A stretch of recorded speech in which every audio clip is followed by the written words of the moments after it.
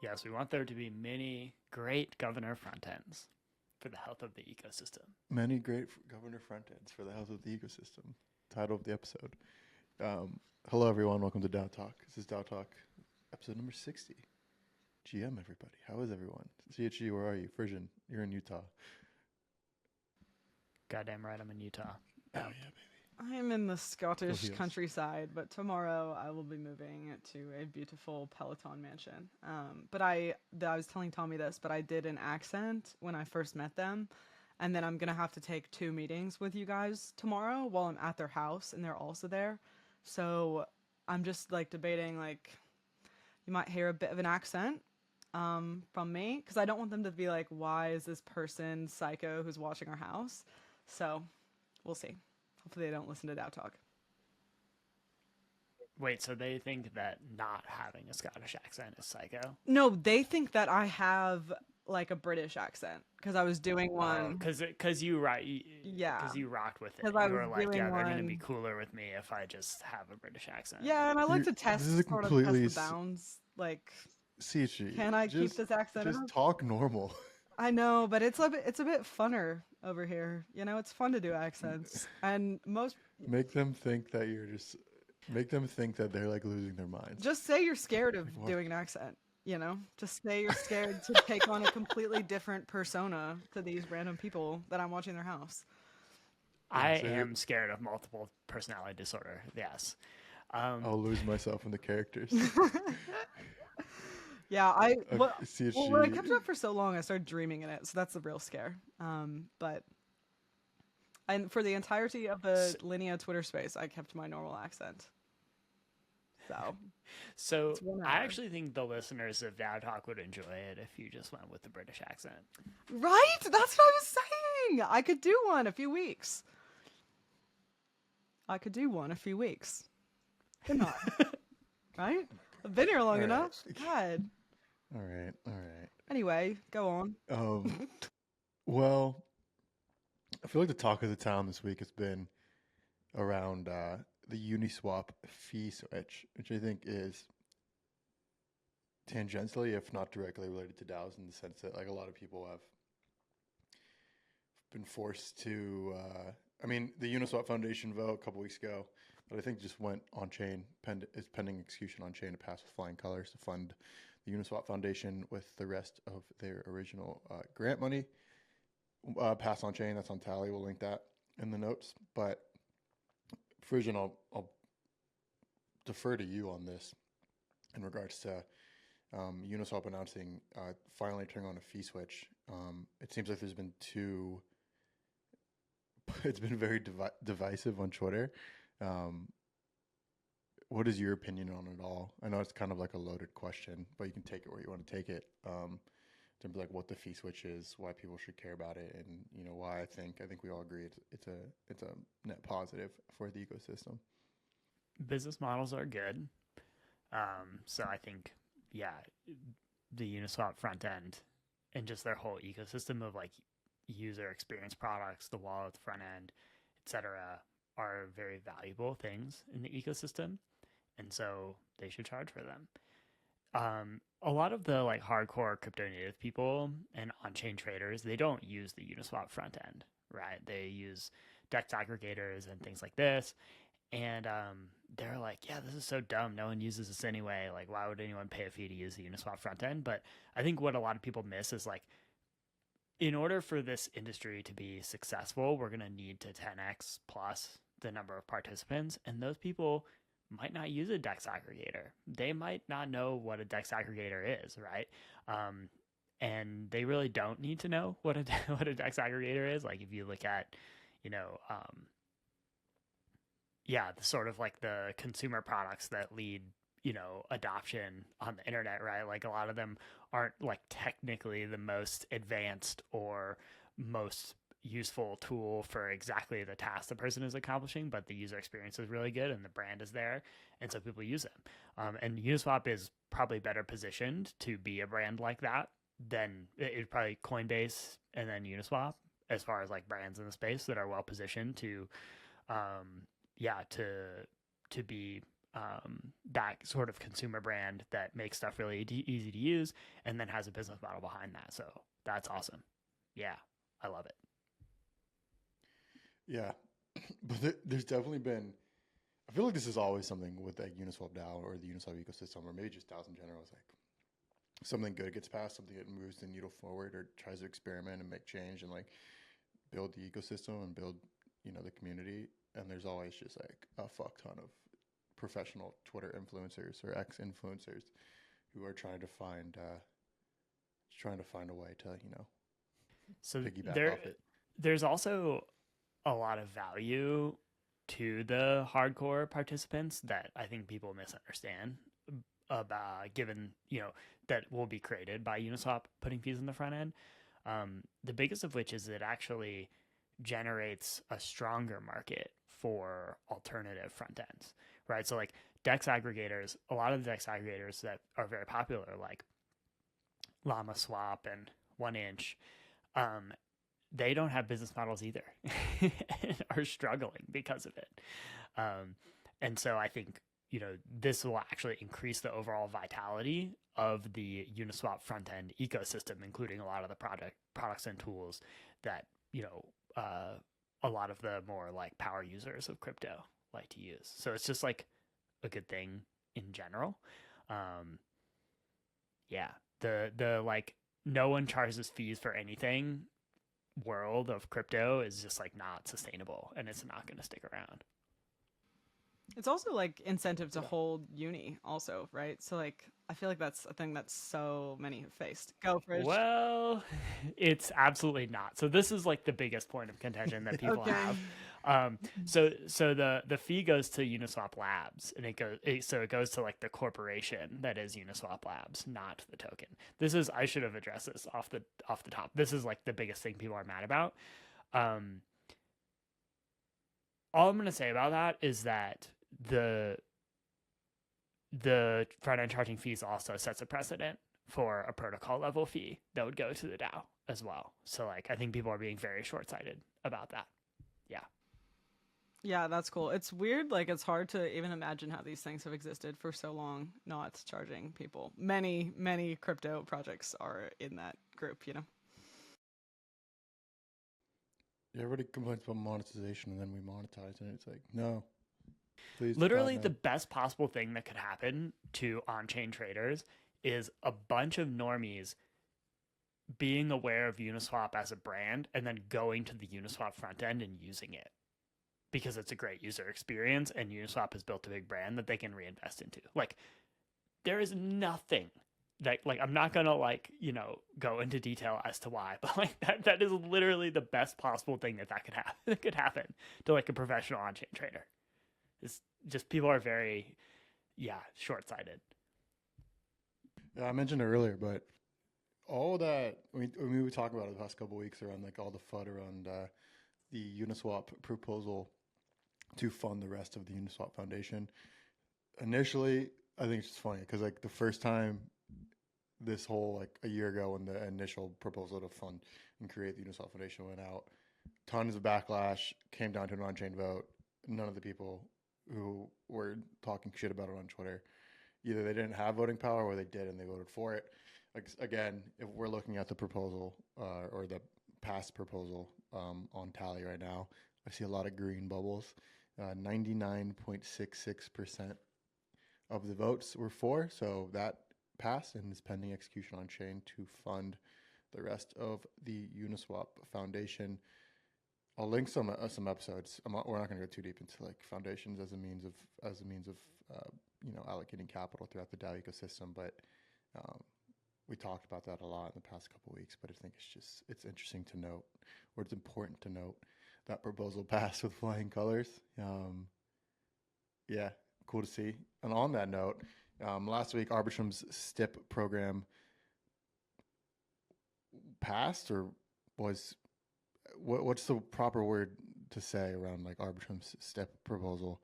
The people, the projects that applied were chosen. Frisian, with the Arbitrum STIP program, what's the proper language to use in terms of like it passed, it was completed, projects were funded?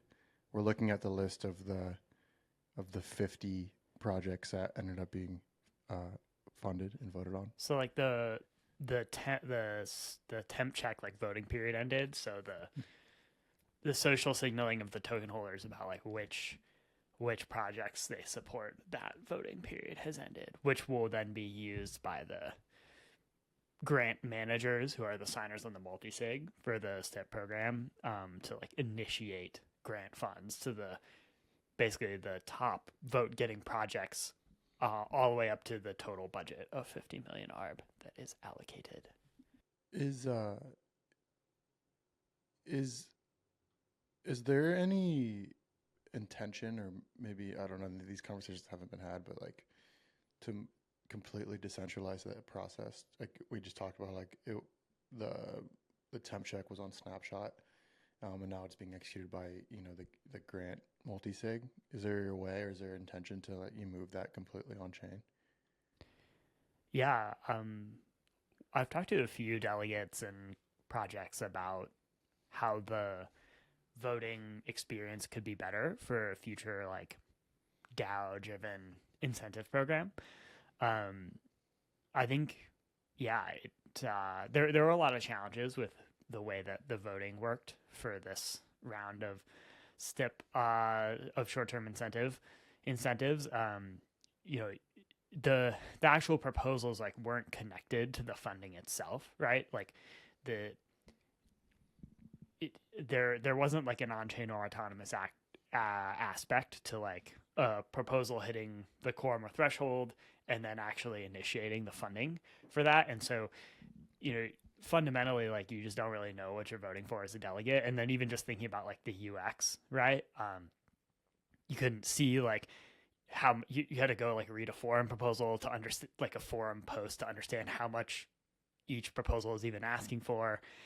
So I think there's a lot of potential to have a application like Tally sort of like run a grants funding round with all these applicants as individual proposals, where if the, if quorum is hit for a given proposal, that just automatically initiates a stream of funding directly to the protocol. So yeah, this is something I think, yeah, Tally definitely has the potential to explore building solutions around. Yeah, for sure. Yeah, just like thinking about it and looking at all these, like we were just looking at the initial Arbitrum short-term incentive program, which is STIP, if you're not familiar with what we're talking about. The initial proposal in Tally to fund that grants program, 50 million ARB distribution to the projects that were voted on and funded. And we're looking at the list right here. There's a lot of really good projects that didn't get funded that were right on the edge. And in retrospect, you'd be like, oh, we could have requested more or less, because the projects were able to request, they were able to choose how much they were requesting for the program. You have as much as 12 million from GMX to as little as, I think we requested, or Tally requested 200K, 186K to distribute throughout the ecosystem. An important thing I think to point out here, and I think a lot of people on Twitter pointed out as well, is the majority, if not, I think like 27 of the 29 that ended up getting funded were all DeFi projects, not a lot of community or non-DeFi projects, tooling projects in the space. So it's interesting to see how, DeFi is still, the main use case. However, I think it is good that like Tally and I think one other or two others were funded that, weren't DeFi specific protocols, are starting to, make a name and like be recognized by the community and get funded.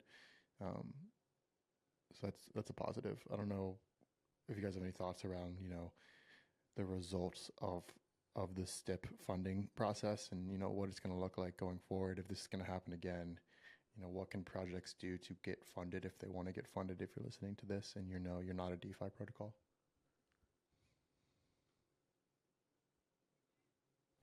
Yeah, I think this is a good first step for Arbitrum. Like, I am an advocate of using the ARB and the on-chain treasury of the Arbitrum DAO to invest in ecosystem growth. This definitely accomplished that goal.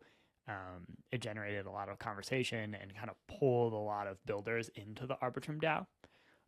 There were, of course, many, unintended consequences or like learnings from the STIP program that I think will go for it. I think everyone is in favor of incentives. I think there's a desire to refine the process next time, and there's a desire to think about how kind of specific incentive programs could be tailored to particular types of protocols. For example, protocols that are newer to the Arbitrum ecosystem, or gaming apps, or maybe not like there's a lot of like basically bridges and perp dexes and perp protocols in here is like most of the funds if you sort of add them up. So how to kind of diversify where the incentives go in future proposals. But yeah, I think in general people are excited about getting the STIP program done and figure out what we can do moving forward.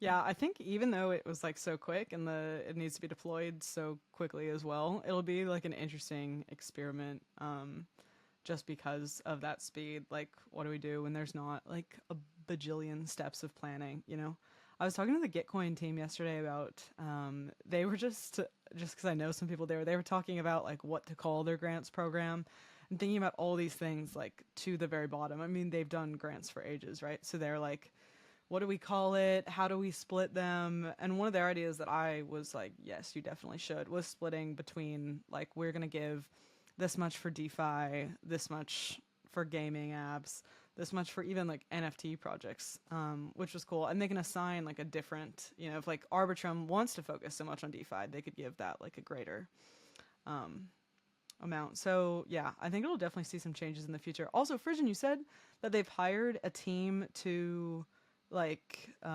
manage like accountability for the grants, right?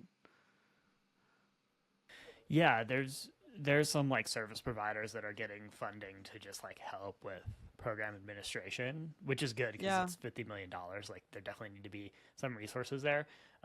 I'm not up to date on exactly what's being done, but there is some funding going around for analytics, which I think is going to be key, right? To like ultimately learn from this program, to dive into what happened to the funds after they were deployed on chain and whether that led to user retention and things like that. Oh yeah. If you didn't read the Tally newsletter already this week, CHG dives deeper. Title of the newsletter: Arbitrum DAO Short-Term Incentive Program, Implications and Results. So we'll link that in the show notes below. Go check that out. Some other news from Tally. Scroll mainnet live, or I think that's about to go live. We have testnet live on Tally if you want to build it out there. But we're excited to see Scroll launch live, or mainnet launch live, and excited to see what people can build on Tally with that. Also, a new safe integration feature on Tally. CHG, this is your doing on the Twitterverse, or maybe Frisian or you, if you want to talk about. It's a small update, but I think it's pretty important and a feature that a lot of people have requested in terms of integrating safe more seamlessly with Tally, being able to vote and then use Tally as Tally's front end from a safe instead of having to use it from your own unique wallet address. Yeah, maybe I'll start. Safe is low key. Go ahead. Oh Ooh. no! Oh shit! No, oh, do it. Frisian, Shit. No, take Frisian, the you. floor. I'm always pausing to try to encourage CHG to jump in first. The one time I don't, all you, dude. You want to go? I blew it. So safe has low key become like a standard. I think it's been a standard for a while for like storing on-chain funds, but the like advanced users of on-chain things have sort of started to expect that they can also use safe to actually use dApps, use applications like Tally. And so that really wasn't the case a year ago, but now it absolutely is. And so we invested in a great experience for safe users to use Tally. So that's what's up. Checked out these docs in this tweet. I know a bunch of you use safes out there that listen to this. And check out how you should be using your safe on Tally.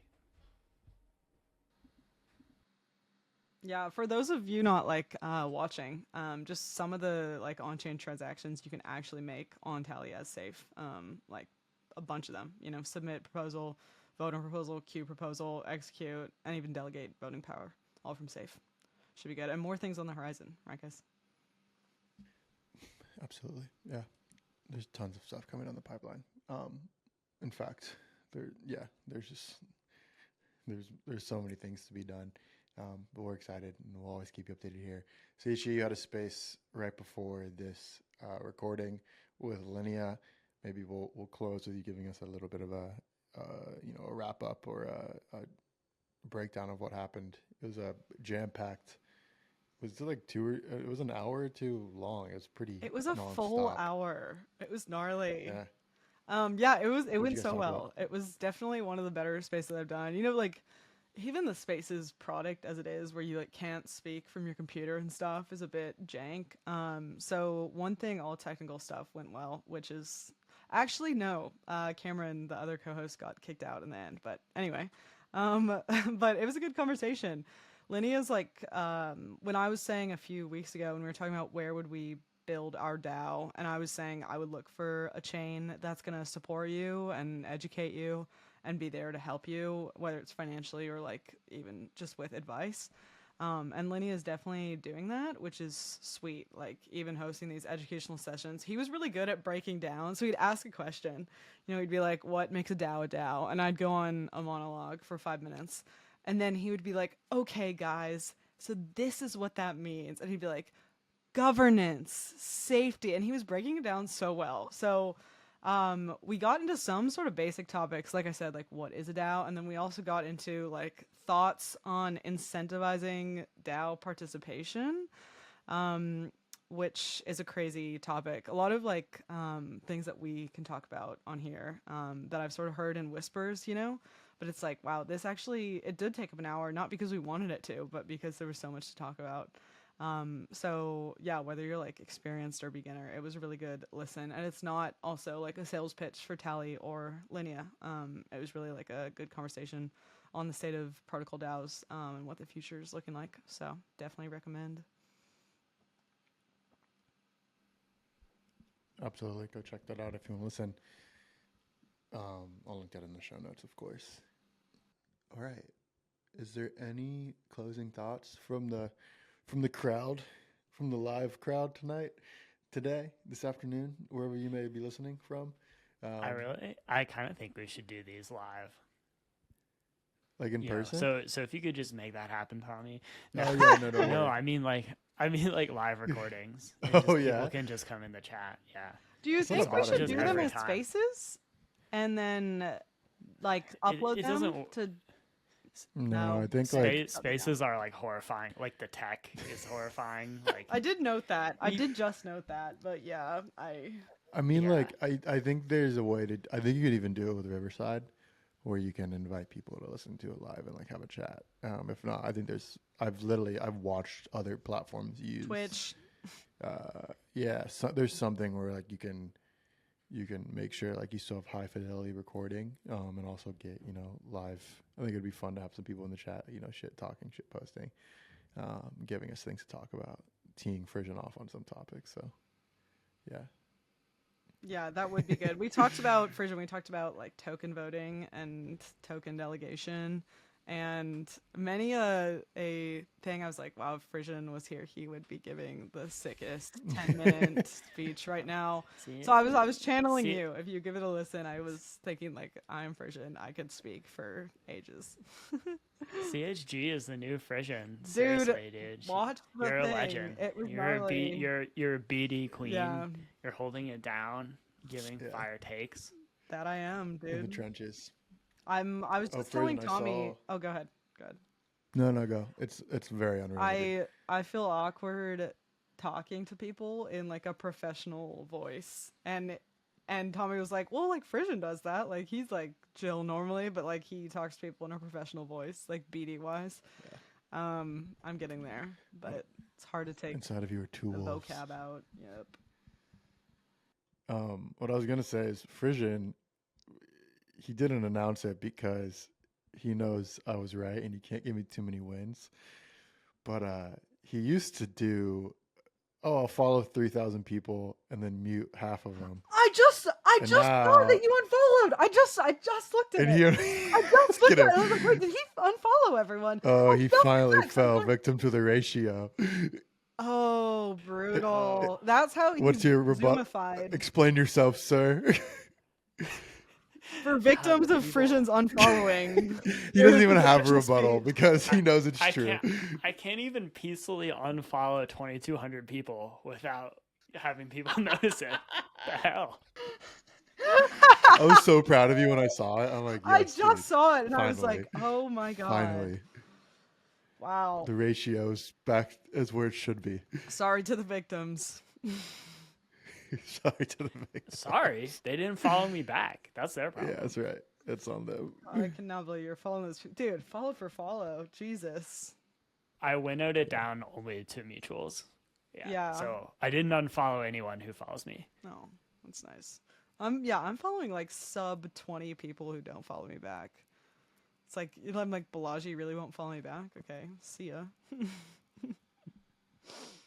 WTF, Logi. I know. Ratio. That would be like That's why you got to get on Fartcaster, as they call it. I hit 1,000 followers.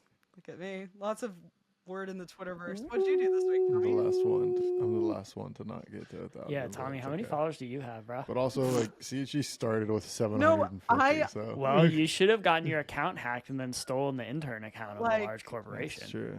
That's a great point. Index owed me that much. God. Like,